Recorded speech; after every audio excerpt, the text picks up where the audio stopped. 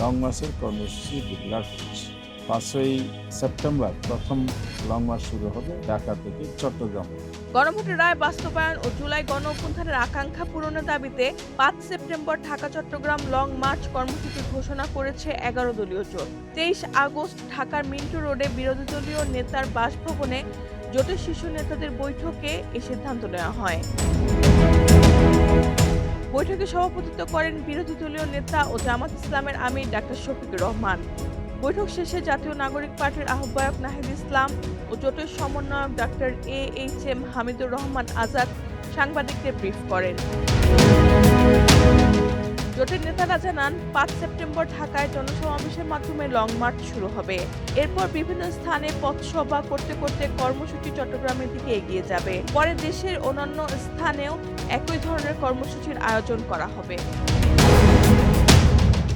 নেতাদের অভিযোগ, সরকার গঠনের 6 মাস পার হলেও গণভোটের রায় বাস্তবায়নের কার্যকর উদ্যোগ নেওয়া হয়নি।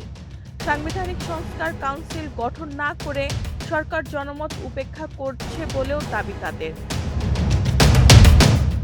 এছাড়া আইন শৃঙ্খলা পরিস্থিতির অবনতি, চাঁদাবাজি, সারের সংকট, জ্বালানি সংকট, দ্রব্যমূল্যের ঊর্ধ্বগতি এবং সাধারণ মানুষের অর্থনৈতিক চাপ নিয়ে সরকারের সমালোচনা করেন জোটের নেতারা।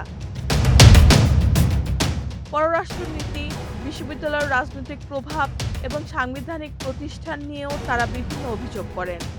জোটের দাবি, বিদ্যুৎ, তেল ও গ্যাসের সংকট মোকাবেলা, দ্রব্যমূল্য নিয়ন্ত্রণ এবং শিল্প কারখানা বন্ধ হওয়া ঠেকানো জরুরি।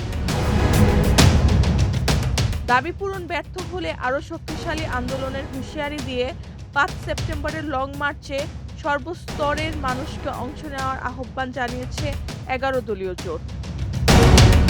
রেহানা বেগম, প্রজন্ম 24।